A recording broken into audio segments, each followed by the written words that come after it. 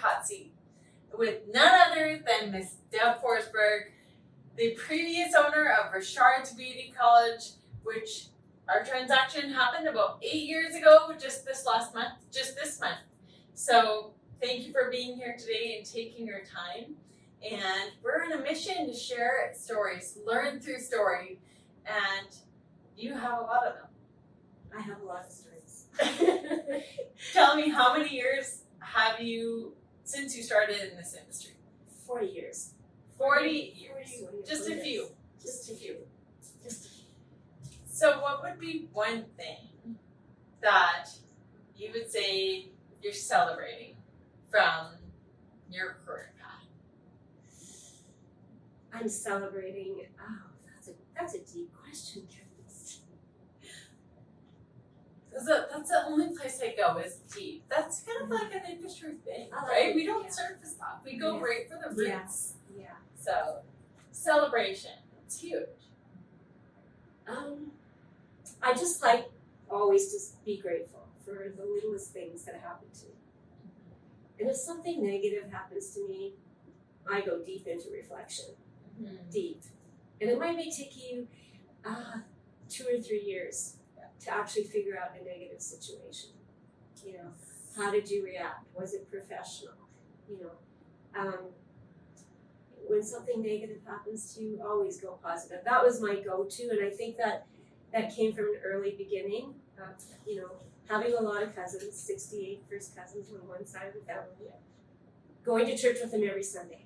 You know, all those things growing up on the farm, always wanting to be in the city where the fashion, the clothes, the makeup, you know, love that. I'm very fortunate to have, you know, a grandmother that lived in the city, took me to the beauty schools all the time, every Saturday to get our nails, and fell in love early with the industry.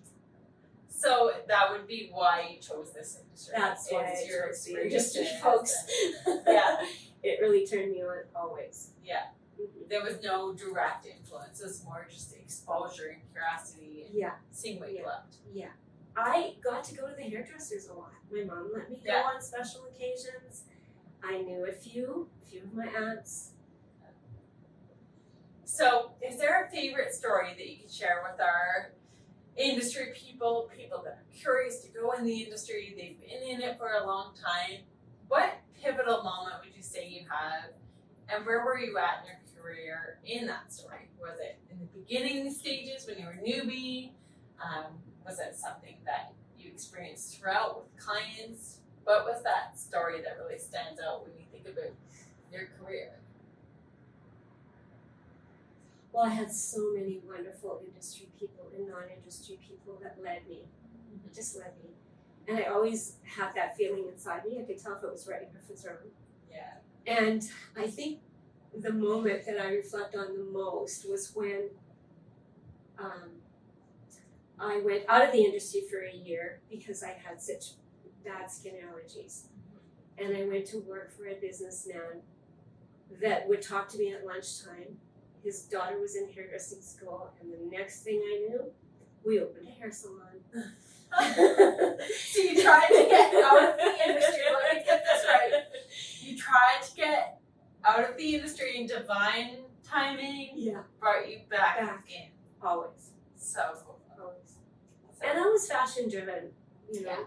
I hung out with fashion driven people, and I had a cousin whose husband owned a salon, and I could always go there and shampoo when I had 3 kids and needed to get away and do something. Yes. Go to the salon. Go to your cousin's salon and shampoo for the day. So, and I was a journey person. Yeah. Hairstylist when I was doing that. And when you were so you started the salon, and then how did you end up, you know, what did you do after having kids? I know, you know, many women in this industry, they come in and they have children shortly after they start their career. How did that change your career for you, and what do you remember from those times? Oh, well, there's lots of things I've forgotten, but when I go through my pictures, I remember. Yeah. Well, yeah, I went back to work. I had 3 kids. I had a 5-year-old, a 2-year-old, and a 1-year-old. and just read an article in the paper, because we weren't allowed to advertise in the want ads, that there was a journey person instructor required at Richard's Beauty College. I went and applied for the job, got it. A year later, I was the principal, and maybe 10 years later, I was the owner. Wow. And so you did all of that with 3 kids at home. And a husband. And a husband. Thank goodness. Oh, Miles was wonderful. my support system. Yes. My voice cracks. But Yeah. What do you think about the support that he gave me. Yeah. You need that throughout those transitions, and what was your confidence like when you were taking on such large roles at a young age, and what was that experience like inside when something wouldn't work, or you were taking on a position that was really challenging you, plus still trying to manage your personal life? Well, I was fortunate enough to work with some very spiritual people, and I joined a class, a Christian women's business class that showed me how to prioritize my life with God coming first, then my husband, then my children, then the business. So the business became like a child. Yeah. It always had to be taken care of. But I was very fortunate to have wonderful staff that had the same vision that I did. And they let me be the leader. We didn't always agree. We didn't always get along. And they didn't always work for me. They'd come back and work for me. We just went with the flow. Yeah. The artistic flow of what we loved. It was wonderful. I appreciate so much, Deb, that you share that faith was a big part of your courage and your strength. Because so often hope gets lost when we're in the arena. Yeah. We call it when we're Yeah. battling decisions and we are uncertain on Yeah. how it's going to come out on the other end. Yeah. Our kids are going through challenges, and you just want to be there, but you have responsibilities, and Yes. people will Yeah. rely on that payroll. Yeah. They rely, you're giving life, you're giving education to Mhm. students. And so going back to that program when you took it, and faith became such a strong part of Mhm. how you actually operate your business Yes. and how you prioritize Yes. your life. Yes. So of course my biggest fan was my husband. Always encouraged me, always wanted me to do it. And and I had such a supportive staff. I have to say, they were as hungry for the knowledge and the thirst and the ride. It Yeah. was a ride. Yeah. Being able to take them to Montreal and judge on the Montreal stage, things like that. Going to Switzerland with our student that won first for Canada.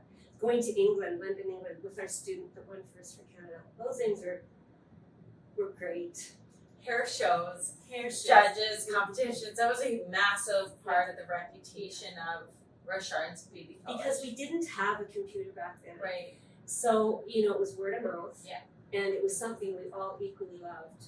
Yeah. Equally. I don't know one employee that worked for me that didn't compete at some level or help in the competition, which the students would see us doing that teamwork and just automatically copy us, right? They like that feeling of, oh wow, let's do this, Yes. Yeah. Oh, I mean, I'm still traumatized from training with Skills Canada in that tiny little room with that hairspray. It's like permanently in my nose for life when I smell that. What is it? The Goldwell hairspray, right? Oh yes, The- I'm sure. something it was. light. Yeah. Well, it was what you could use the hairspray, and then if you used too much hairspray, it was the Oh. shine spray to take it all off. Oh, I'm telling you. So, out of all of the experiences you've had, was there anything that really surprised you about the industry that you didn't maybe expect your career path to take you? Well, I didn't think the career path would take me to be known across Canada at a school, and that people could come from Ottawa and go to my school and graduate, or people could come from Vancouver and go to. And I don't want to say it was my school because it was everybody's school. It was like I But felt. there's a sense of pride that you've made enough of an impact to attract those to choose Mhm. your leadership, Mhm. to choose your team, Yeah. To choose the experience you've been creating. Yeah. Because that didn't exist before you came in. No. And so celebrating that, Yeah. honoring the fact, Yeah. I created something great. I created Yeah. a community Yeah. that valued competition as artists Yes. and the pride to that dedication. Yes. When you come home with that medal. And You every know? student that signed up Oh. knew that they could do that if they Yes. had. Some of them didn't have the opportunity Yeah. to put in the time. You know, they had children, they had jobs, they had their own things, so they couldn't. But the ones that could, it was so much fun. But they always, the other students were always included. Like they could be if they wanted to be, even though they couldn't compete. They could include by making the jewelry for the mannequins or the model, or there was different levels of getting involved, or doing bake sales so that somebody could buy something that they needed for a competition. It takes the community to compete. Mhm. Only one can get there, right? You can't all win. So that's the beauty of competition is the challenge to rise and be the best you can be. Yeah. Take that training and make it yours. Yeah. Training is powerful. Yeah. Hard work. Do your homework. I just call homework. Do your homework. Yeah. Work hard. And Be yourself. Yes. Be yourself. And that brings us to your advice, Mhm. right? If there was that streamlined advice that you would give someone new into the industry. Yeah. Just be yourself. Do your homework. Yeah. Put yourself in a situation you're not comfortable with it. Every day. Learn from the diversity of being around people that are different than you and adapting and learning from that and going forward. Yeah. That's a quote from John Kennedy Jr. that he used to say before. I read it lots. Just learn from the diversity of being around people that are different than you, because you all have a role to play. It's not about that comparing, like you shared earlier with me. If you're comparing, you're feeling like what you have to offer that's different and unique isn't, enough. Yes. And that doesn't give anyone drive. I think the funny story would be I'd put my kids to bed at night. Yeah. And then I would practice on my mannequin and have a competition. Of course you would. And then, then I do that, day the competition came, I do the hair, and my husband would look at it and say, it wasn't quite like what you did on Friday. Yeah. Because, in the moment, things change, right? Yeah. You have a plan of how you're going to, and then it adapts and morphosizes into something that's beyond your control. Yeah. Like when you get lost in a haircut or an updo, you're like, I didn't quite go as planned, but we ended with something still great. And I would say to my students all the time, you're in control of the hair. The hair is not in control of you. And then they come back and say that to me sometimes. Remember, Deb? Yes. Oh, I will never forget the time I was on stage for Saskatchewan Fashion Week, and I knew you were there that night. I think I've told you about I was this. in the front row. Seriously, and you noticed me put the bobby pin in my mouth, didn't you? All I could think of is I just put the bobby pin in my mouth, and Debra Forsberg is in the crowd. I'm going to be in so much trouble. Because you would say, that's expensive. Well, it's not easy on your teeth. No, but your words stick, right? When you're in that stage of transferring skill and knowledge to the future leaders in this industry, what we say sticks. Yeah. And it really does impact the trajectory of the future. And you did that for so many Debs. You really did. Or if you're in Winters, if I'm in Winters and someone goes, Deb! Yeah. Class of 99! Yeah. Because you can't remember all the graduates. Oh no, it's so hard. The faces stick for sure, but it's the stories and the memories and the feelings that really make the biggest difference. So I want to ask you about adventures in life. So going back to Deb as a person, beyond your roles in your life that you've played, What was one of your greatest adventures that you've experienced that was just a gift in life? In the industry or kind of? Doesn't have to be the Well, of course, industry. you know, my marriage, Yeah. my children. Yes. Is there like an experience that you guys have had? I know you recently became grandma times 2. So I'd say, like, what was that experience like for you? What adventures have that started? What new path have you experienced? Well, I always felt that I was a grandma inside. I always felt that. And I had 2, I used to call them my pretend grandchildren. Their grandma had passed away and she was my best friend, so I took that role over. And, you know, I loved that role with them.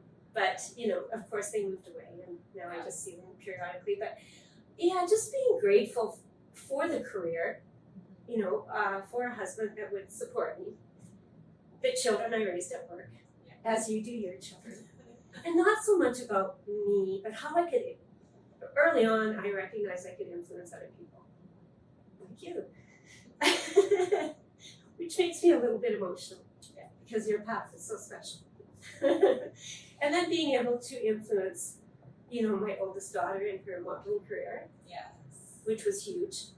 Very She was an international model, International model. Started here and then share with those that haven't heard Lisa's story. Well, Lisa's story, well, just again, her father was at was at an auction and ran into another couple that owned a modeling agency, Lisa Marie and Greg Schwartz, and said that, you know, what I did, and said that he has a daughter that he thought would be good, and so we went to meet Lisa Marie, and it was a wonderful thing. You know, she ended up being Lisa's mother agent, and you know, we did a lot of work with her, like fashion shows and things like that. You know, it was good. So that was Lisa's first stepping stone, and then of course she was offered a contract in London, England first, and then.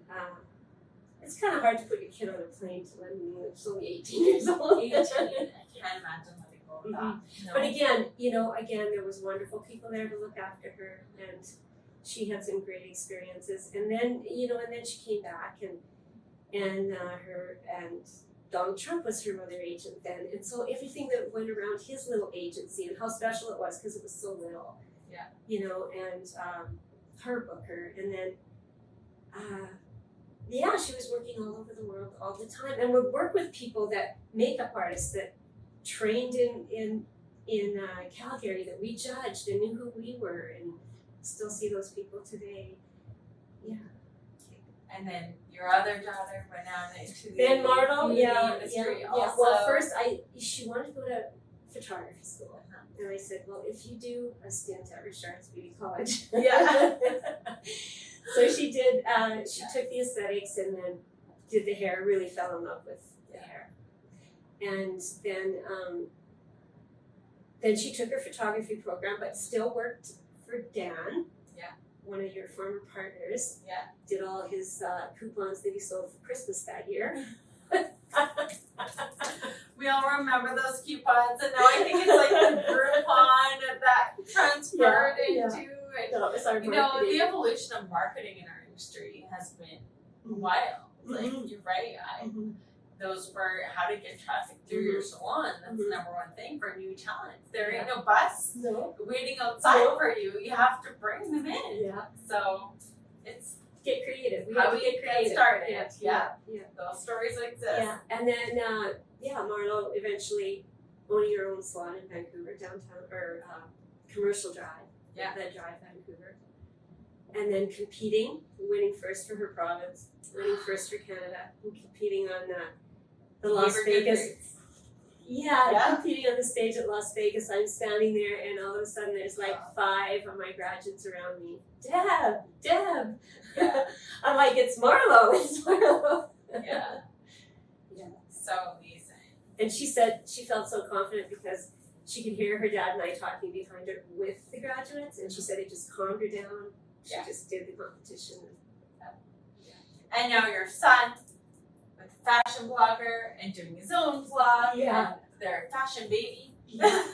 So the influence has really, Yeah. you've inspired them through just being who you are and Who I following those am. passions. And explaining to them that a failure isn't the end. It's sometimes the best. Yeah. And anyone that's had it happen and has come back, and you can always come back. You just have to make, you have to take your blessing inventory. Yes. I love that. A blessing inventory. Yes. And it doesn't really get any easier. You just get better at doing it. Yeah. You really do. Yeah. You know? And if you can reflect at the end of the day, yeah, you're gonna get thrown under the bus a few times, but sometimes you're gonna ride right up top. And balance that out. Don't become satisfied.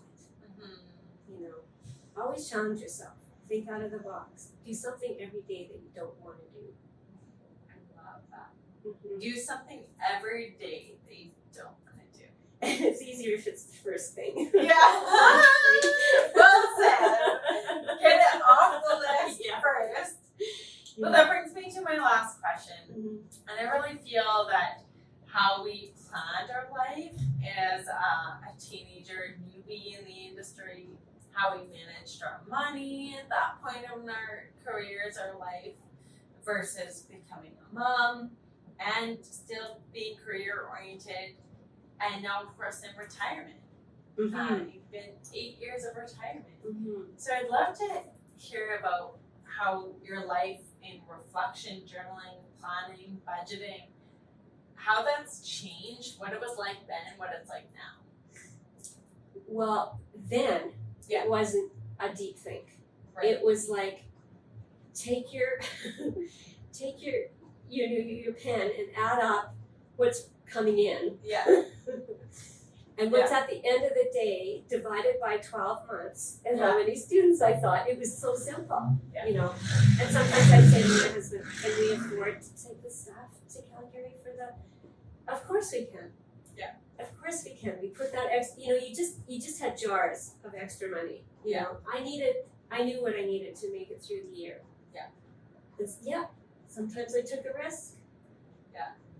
I was a risk taker. I loved that part of it. Yeah. It didn't phase you. I didn't know that. I was wondering. So you don't have that need for certainty as much as you do for adventure. Would you say that's definitely it for me. Yeah. And some top values are certainty, and then you almost hold back on the experience of adventure and what could be. Because your need for certainty trumps it. Yes. But for you, your experiences came first. Yes, and I think my husband and I shared that for sure. He's a firefighter who ended up being an assistant chief. So, his walking into burning buildings wasn't, but he took chances, I took chances. Yeah. And when you reflect back on the chances and laugh about it when you're having a glass of wine late at night, right? Yeah. Oh my God, that freaked us out, and it was the best thing that ever happened to us. Yeah. It just having that personal connection. Those stories, the ones you wouldn't change, but in that moment you didn't know how powerful it would impact the trajectory of your future. And sharing those stories, I think, is even more important because so many are in a deep end right now, treading water, and they just need to know that those experiences are going to shape them and to accept the challenges, dig into their faith. Yeah. It wasn't that I had like pie in the eye kind of expectations of myself or the business. I just felt that any risk I took, I felt that it was a good risk. I knew I could sell hair. I just knew that. And the more classes I took, the more learning my staff took. We taught each other. Students would teach us things that we did not expect. And I loved it all. I gotta say. Yeah. And I'm still in love with it. I still take classes online. Yeah. I still do makeup applications. And I get to hang out with Marlo. Yes. You know, and she's, you know, and be with her people and, you know, tell me her color experiences every day. Oh, I used a 9G and I created this. And then being with Marlo or being with Lisa in New York City and, you know, watching that industry, you know, is so connected to our industry. You know, the fashion industry is so connected to the beauty industry. It really actually, you know, is. so much so. And then with my son, you know, sharing in his risk-taking things that he does with St. Chad's and, you know, and his team building experiences. Yeah. He has a great team too. Yes. Yeah, it's incredible the trajectory of our industry, how it can expand outwards away from just beauty. But I really do believe that we're a healing industry. Yeah. We have so much to give, and everyone needs that release. When you travel, what's the first thing you want to do? Oh, self-care. Yeah. You know, taking care of you doesn't always happen every day, but when you travel or go away, it's always just that pampering and self-care that means so much. I would get so inspired when I traveled. The least little thing would inspire me. You know, I'm like, oh, as soon as I get back, we're doing this. As soon as I get back, we're doing this, you know? Yeah. And just like every year, changing the curriculum was exciting, you know? Okay, guys, like, you know, my hair cutting team, what do you want to do? My styling team, what should we do? Yeah. I felt that I was doing that. I hope they feel the same way because they were wonderful employees. So, your experience now, you're retired, you get to choose, you know, you have this healthy life, you're blessed with your health, you have blessed family. What is something that you're looking forward to as this next year unfolds? As what? As the next year unfolds. Oh, yes, okay. What are you really looking forward to? Well, I'm looking forward to COVID being over so we can all get creative again. It's kind of getting creative during COVID. Yes, right? that's true. Like, For you, there's for been sure. a different level of creativity of how we can connect with people. Yeah. You know, and it's changed our relationships with, I believe, ourselves. It changed the space and time. Yeah, and trying to understand each other's thoughts on what's going on. Yeah. You know, I slept for 2 years after I retired. Yes. And then I'm like, okay, I'm ready. You honor. But we always had a relationship where I was invited to so many of the things that you were doing and included on so many of the things that you were doing. And, you know, I felt like a grandma to you. It was your business now. I passed the torch and now I was the grandma. Yeah. And I could always come into, you know, in here if I wanted to, or any of the salons that I helped. I mentored a few people after I retired. Yeah. Jennifer Bird or Dubois. Yeah. I mentored her and loved every minute of it. Just, you know, and she's doing so well. She really is. And yeah, so people will still phone me. You know, my niece will say, if she's challenged with something, she'll say, well, what would Deb and Miles do? Yeah. So I think I'm proud of that. Those things make me proud. They are. And I don't know what's there in my future other than my grandchildren right now. Yes. And just, you know, maybe lowering my my responsibilities in terms of smaller houses, smaller lifestyle, and just enjoying life, enjoying being with people like you. And, you know, my other friends that are in and out of the industry, I just love them so much. Just grateful for them. And that's something that we get the gift as industry professionals, as connection with people. Yeah.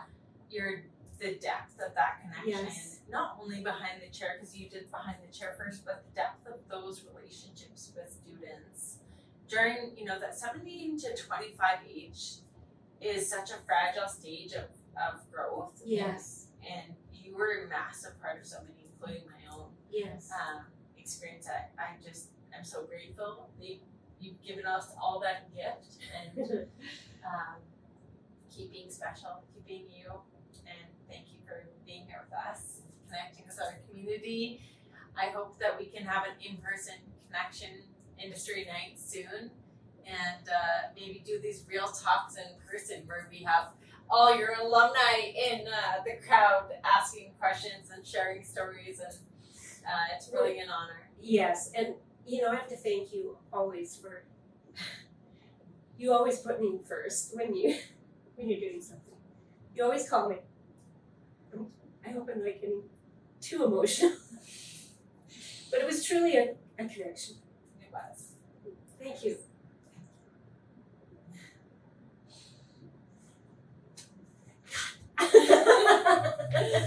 Until next time Yes. on the Industry Hot Seat, I look forward to sharing more stories with you so we can continue to learn through story. Thank you. Thanks, everyone.